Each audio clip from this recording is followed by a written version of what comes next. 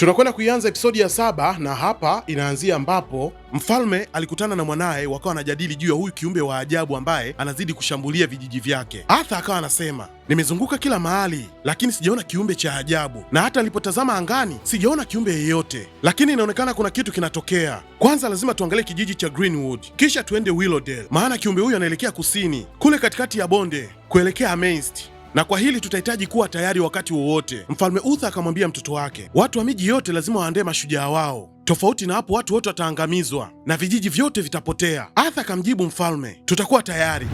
Ilikuwa ni majira ya usiku, wakati watu wote wamelala katika mji wa Camelot. Alionekana Guys akiwa hajalala kabisa kutokana na yale yanayoendelea kwenye mji wao. Akaona hapana, harudi kwenye vitabu aanze kuangalia, je, ni kiumbe gani ambaye anadhuru watu kwa kiwango kile. Akaanza kufunua vitabu vyake na kuangalia kwa umakini sana na kusoma tabia za wanyama wote ambao wana tabia za kichawi na wapo kwa ajili ya kushambulia watu katika vijiji vyao. Alikutana na kiumbe ambacho kinafanania sawa na zile tabia za yule kiumbe, lakini kinaonekana hichi hakikuwa kile ambacho kimedhuru wale watu. Akaamua kufunika vitabu vyake na kusubiria aone namna nyinginewe. Siku ya mpambano wa Arthur pamoja na Lancelot imefika. Arthur akaanza kuongea, huu ndio mtihani wako wa mwisho. Ukipita unajiunga na kundi la mashujaa bora, ukishindwa safari yako inaishia hapa. Lancelot, mtoto wa 5 wa Lord Eldred wa Northumbria. Mapambano yanakwenda kuanza na muda unaanza sasa. Muda ulianza kuhesabiwa na kila mtu alijiandaa kwa ajili ya kuanza mapambano. Arthur kwa umakini mkubwa, lakini pia Lancelot kwa umakini mkubwa walianza kupigana. Mapambano yalikuwa ni makubwa sana. Wakati huo Merlin pamoja na Gwen walikuwa wakishuhudia mpambano moja kwa moja. Kila mmoja alionyesha uwezo wake. Arthur alirusha panga, Lancelot akalikwepa. Midadi ikamfanya Gwen akamshika Merlin kifuani. Merlin akamtazama Gwen akamwambia, umenishika. Gwen akatoa mkono haraka sana. Pambano likaendelea. Leo hii Lancelot hakuwa na uoga wa aina yoyote, lakini bahati mbaya alipigwa mpaka akadondoka chini na kofia yake ikavuka kichwani, akajifanya kama amezimia. Arthur naye pia akaamua kuchomeka panga lake chini, akavua kofia yake akamfuata Lancelot alipo pale chini. Wakati huo Lancelot alijifanya amezimia. Arthur akainama kushika pale kitambaa kilichopo kiunoni kwake. Lancelot aliinuka na kumpiga vibaya sana Arthur. Arthur akadondoka chini. Ghafla Lancelot akainuka akachukua panga akamwekea shingoni, na huo ndio ukawa mwisho wa Arthur. Merlin akabakia na shangaa. Walinzi wakaja mbio mbio wakamshika Lancelot. Arthur akainuka kwa hasira, huu ni udhalilishaji, umenitia aibu. Akamfuata haraka haraka akamwambia, piga magoti chini. Jamaa akapiga chini, akamwekea panga kifuani, akawa anamtazama tu, nimfanye nini huyu? Lancelot akiwa ajui hili wala lile, mara ghafla akapelekwa mbele ya mfalme na mfalme akawa anamwapisha, inuka inuka Lancelot, kuanzia sasa we ni knight wa Camelot. Watu walishangilia na kumpigia makofi sana. Jamaa alishukuru kuona kwamba sasa yeye ni knight wa Camelot. Gwen na Morgana wakaanza kuzungumza, hili ni jambo la kushangaza sana, imewezekanaje ghafla tu jamaa kashapewa nafasi? Hata mimi nimeshangaa, lakini ni heshima kubwa sana. Lancelot baada ya kuapishwa, mfalme Uther alimvuta pembeni. Nakumbuka Lancelot hajatoka kwenye familia za kitajiri wala za kifalme. Mfalme Uther akamwambia, usiku huu wa leo hii unabeba msingi wa Camelot, ni siku yako, karibu Knight of Camelot. Baba yako angekuwa hai angekuwa na fahari sana kwako. Lancelot alianza kuwa muoga, akajibu, ndiyo mfalme. Mfalme Uther akamwambia, sijamuona Lord Eldred kwa miaka mingi sana, zaidi kuliko nilivyodhani, na mara ya mwisho nilipomuona alikuwa na watoto 4 tu, na wewe unasema ni 5. Lancelot alianza kutetemeka, akaanza kuwa muoga, kigugumizi kikamjaa.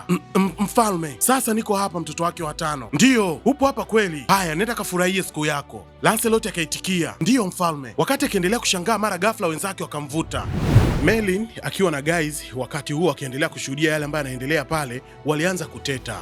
Guys, sio kila kitu lazima kifanywe kwa kufuata sheria kali au taratibu rasmi, hiyo sio sawa. Guys akajibu, hatukusema hivyo, lakini hatma ya mtu na kile kilichotokea kwenye maisha yake ni vitu viwili tofauti. Wewe umejiingiza kama unacheza nafasi ya Mungu Merlin, umemweka Lancelot kwenye nafasi hiyo kwa uamuzi wako, na sasa umemsaidia kufanikiwa, lakini haujui kesho yake itakuwaje. Ndiyo, sikutumia mwaliko rasmi, lakini kwangu hiyo ni kama sherehe kubwa sana. Guys akamwambia, nimekuelewa. Merlin akamalizia, inawezekana mtu akarudi, lakini wakati mwingine anaweza kuwa amechelewa tayari, sio mbaya ya kumsaidia. Upande wa pili kwenye maktaba, msimamizi wa maktaba alikuwa anaendelea kupitia vitabu taratibu. Alivyokuwa akiendelea kupitia vitabu, akagundua kuna taarifa zimeibiwa, na mchezo huo wote ni Merlin aliyoufanya. Upande huu wakati sherehe zikiendelea, alionekana Arthur akiwa amekaa na Lancelot. Arthur akamuuliza Lancelot, unamwona yule mrembo pale mbele? Hem, niambie, wewe unamwona ni mzuri kweli? Lancelot akamtazama akaona, unajua mbona ni mzuri tu. Arthur akamwambia, una uhakika ni mzuri au unasema tu? Lancelot akakazia akasema, kweli ni mzuri, mbona mzuri sana. Upande huu alionekana Merlin pamoja na Gwen. Merlin akamwambia Gwen, naona kama wale washikaji wanatuzungumzia. Gwen akamtazama kidogo Merlin. Merlin akamwambia, nadhani Arthur anaweza kuwa mshauri mzuri kwako Gwen. Gwen akamwambia, Merlin, usio na mawazo ya ajabu bwana. Merlin akamwambia, na kama akikupenda, je, ingekuwa ni vibaya? Gwen akasema, huyo sio type yangu kabisa. Kama unajua type yako ni nini? Merlin akacheka kidogo. Wakati mwingine mapenzi yanashangaza sana. Ina maana Gwen, ukiangalia mbele hapo hakuna type yako? Sasa hebu tuzungumze ukweli. Kwa mfano ukiambiwa uchague mtu mmoja hapo, Arthur na Lancelot, wewe ungemchagua nani? Gwen akajibu, sihitaji kuchagua na wala sitowahi. Merlin akamwambia, Gwen, wewe hauna raha kabisa ya maisha. Arthur alinyanyuka juu na kuanza kuongea na watu waliokuwepo hapo kwenye hizo sherehe. Mabibi na mabwana, na waomba tuinue vikombe vyetu juu na tumpongeze shujaa wetu mpya na knight mpya wa Camelot, Sir Lancelot. Watu walikuwa na furaha sana, wakashangilia na kupiga vigelegele na mziki mkubwa ukawekwa. Baada ya sherehe kuisha, alionekana Guys pamoja na Lancelot. Guys akaanza kumwambia Lancelot, umejisikia nafuu sasa? Lancelot akajibu, ndiyo, sasa niko sawa. Guys akamwambia, ni vizuri, inabidi ulale usingizi mzito sana siku yako ya kwanza. Lancelot akajibu, niite Sir Lancelot bwana. Wakati wakiendelea kufanya mazungumzo pale, mara ghafla Knights wa Camelot waliingia kwenye kile chumba cha Guys. Moja kwa moja wakamshika Lancelot. Lancelot akiwa hana hili wala lile, akashangaa amekamatwa, akaanza kuondolewa pale. Merlin akaingia haraka haraka, kwani mnamkamata kwa nini? Amefanya kosa gani? Wale Knights wa Camelot wakajibu, tumeagizwa tumpeleke moja kwa moja kwa mfalme wa Camelot. Baada ya Lancelot kuweza kuchukuliwa na maaskari wa Camelot, moja kwa moja aliletwa kwa mfalme Uther.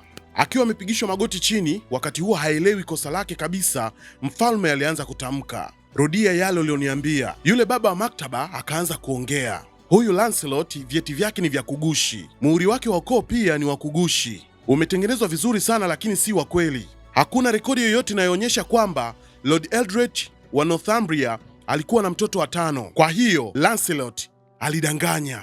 Mfalme Uther akaongea, Lancelot, unakubali hayo? Lancelot kwa sababu hakuwa na cha kufanya akajibu, ndiyo mfalme, ninakubali. Mfalme Uther akaongea, umevunja sheria ya kwanza ya Camelot, umejidhalilisha na umedhalilisha pia Camelot. Kuanzia sasa hautostahili kuwa Knights wa Camelot. Haukuwahi kustahili na hautastahili kamwe. Walinzi, naomba mumtoe mbele yangu. Arthur kwa huruma akamwambia baba yake, mfalme, naomba ufikirie tena uamuzi wako. Ni kweli alidanganya, lakini hakuwa na nia mbaya, alitaka tu kutumikia taifa la Camelot. Mfalme Uther akamwangalia mwanaye na kutamka, Arthur, sheria ya kwanza ndiyo msingi wa uaminifu kati ya Knights wote wa Camelot. Sasa niambie, nitawezaje kumwamini mtu aliyeanza kwa kudanganya? Upande wa pili alionekana Merlin akiwa na Guys. Wakati wakiwa wanaongea, mara ghafla wakasikia mlio wa mnyama huko nje. Wakaamua kwenda moja kwa moja dirishani na kuchungulia. Walipofika dirishani, walimwona mnyama wa ajabu yule ambaye yeye anashambulia sana miji ya Camelot, akiwa anashuka katika mji wa Camelot. Watu walikuwa wanakimbizana huku na kule, kila mmoja alikuwa anatafuta njia yake. Prince Arthur akawa tayari ameshaandaa jeshi lake, akawaambia watu wake, jilindeni. Yule mnyama moja kwa moja akatua katika mji wa Camelot. Prince Arthur moja kwa moja akiwa na jeshi lake akawa tayari wameshajipanga kwa ajili ya kuweza kupambana na yule mnyama. Akawaambia watu wake, jilindeni. Watu wakashuka chini.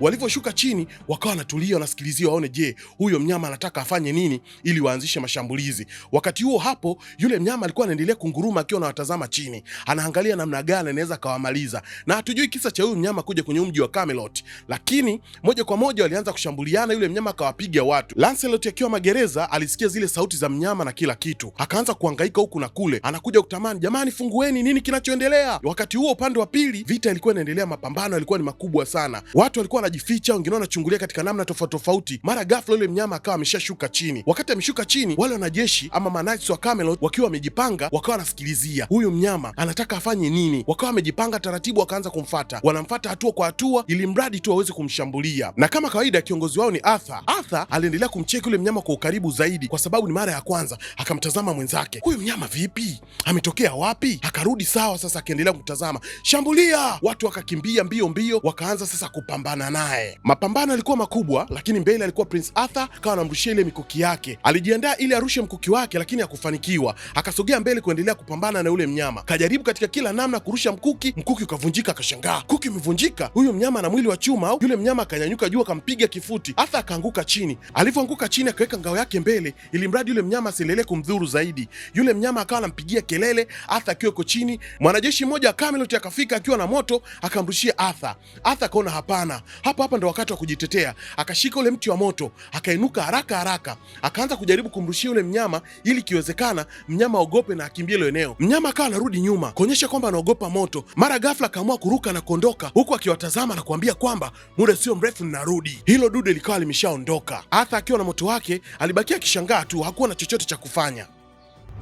Baada ya yule kiumbe wa ajabu kuondoka katika mji wa Camelot, Merlin pamoja na Guys walikaa na kuanza kuzungumza juu ya huyo kiumbe na nguvu zake. Merlin akawa anamuuliza Guys, hivi ni kweli yule kiumbe anaweza kuuawa kwa uchawi tu? Guys akamwambia, ndiyo Merlin, nina uhakika kabisa. Merlin akasema, sasa kwa hiyo Arthur akienda kupigana naye atakufa. Guys akamwambia, basi lazima azuiwe. Ukizungumzia uchawi tu, Mfalme Uther hatasikiliza sababu yako yeyote. Merlin akamuuliza, kwa hiyo unamaanisha nini? Ina maana mpaka sasa hujanielewa? Huu ndo muda wako mzuri wa kutumia uchawi wako kwa kazi uliozaliwa nayo, maana hiyo ndio hatima yako Merlin. Merlin akasema, Guys, siwezi kupambana na yule mnyama, ana nguvu sana. Guys akamwambia, usipofanya hivyo Arthur anakufa. Merlin akaendelea kung'ang'ania, hapana Guys, hili ni jambo kubwa sana, mimi siwezi. Uchawi wangu bado hujafika kiwango cha kupambana na mnyama mkubwa kama huyo, lazima kuwe na njia nyinginewe Guys. Guys akaweka msisitizo, hakuna njia nyingine, hiyo ndiyo njia pekee. Merlin akaendelea kumwambia Guys, ina maana Guys haujali kitakachonitokea? Yaani kila mara nifanye hivi Merlin, mara nenda ukamuue Griffin Merlin, alafu unakaa tu hapo ukijipumzisha. Guys akamjibu, Merlin, tambua wewe ndo mtu pekee ninayekujali kuliko mtu yoyote hapa duniani, na nipo tayari kutoa maisha yangu kwa ajili yako bila kusita, lakini ukweli ni kwamba siwezi kumuokoa Arthur. Hiyo sio kazi yangu, ni ya kwako Merlin. Merlin akabakia anashangaa tu.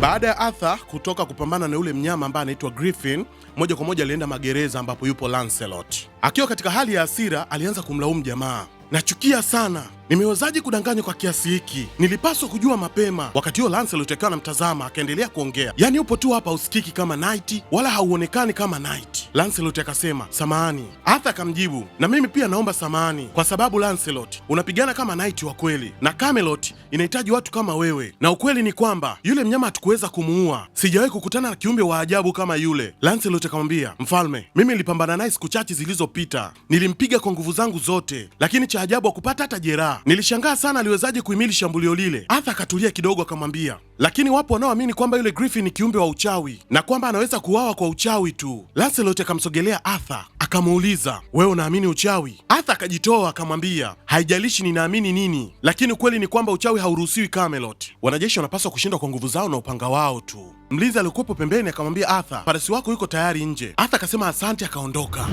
Merlin na Guys wakiwa ndani wanapitia kwenye vitabu namna ambavyo wanaweza wakafanya ili waweze kumuua yule kiumbe. Mara ghafla walikutana na andiko moja ambalo liliwaelekeza namna ya kuweza kumuua yule kiumbe. Guys akaanza kumwambia Merlin, sikiliza, usijidharau, njoo hapa, we jaribu tu, una uwezo huo ndani yako, nina uhakika unaweza. Merlin akamtazama Guys akamwambia, lakini sijawahi kufanya uchawi mkubwa kama huu, naogopa nitashindwa. Guys akachukua kisu ambacho kimekaa katika namna ya kiajabu ajabu, akamshikisha Merlin mkononi mwake, na Merlin alivyokishika akamwambia, fanya, unaweza, wala usiogope. Wakapitia kwenye kitabu na moja kwa moja Merlin akaanza kujaribu kufanya huo uchawi. Kwa utulivu mkubwa Merlin akaanza kuongea lugha za kichawi kuona namna gani kama kinaweza kikatokea kitu, lakini kwa wakati huo bado halikufanikiwa jambo. Wakawa wanatazamana na kujiuliza mbona hakuna kilichotokea. Guys akamwambia, Merlin, ukijiamini na ukatumia uwezo wako wote na uhakika utaweza, na huu ndio wakati wako wa kuonyesha kile ambacho unaweza kukifanya.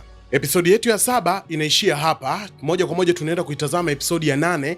Hapa tulipoishia tuende kujua, je, Merlin alifanya uchawi na akafanya vipi mpaka akaweza kumuua kiumbe wa ajabu kabisa? Endelea kubaki hapa hapa, na kama bado haujasubscribe, jiunge bwana, uwe mwanafamilia wa Zahiri Cinema ili nikuletee vigongo vya kwenda mbele.